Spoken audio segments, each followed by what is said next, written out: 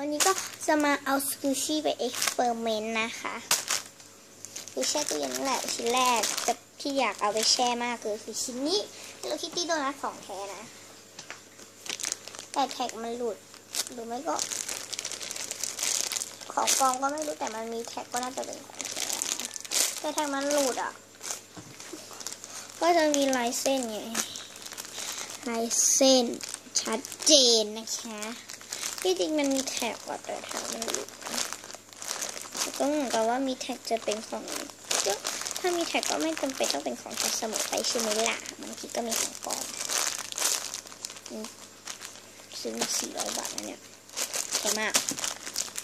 ก็ชิ้นต่อไปที่จะเอาไปเอ็กซ์เพร์เมนต์นะคะคือชิ้นนี้เป็นปวดขามากเลยว่าไปเดินซื้อสกูชี่มาที่3 ถึงวันนี้นะอยู่แท็กไปอันไหนซากุระบายมีแท็กก็จะอันนี้นะเมื่อกี้เพื่อนเราถามว่ามีแท็กไหมสกูชี่ไปเอ็กซ์เพร์เมนต์นะถ้าชิ้นนี้เอาไปเอ็กซ์เพร์เมนต์แล้วมันสโลว์มากอ่ะจะเอาไปเอ็กซ์เพร์เมนต์อีกครั้งสโลว์กว่านี้ก็โดริโทสแล้วก็ราโดโดนัทอาจจะเอาไปใส่เยอะหน่อยก็ครีมพับมันชอบมีเสียงเนี่ยก็จัมโบ้ไอศครีม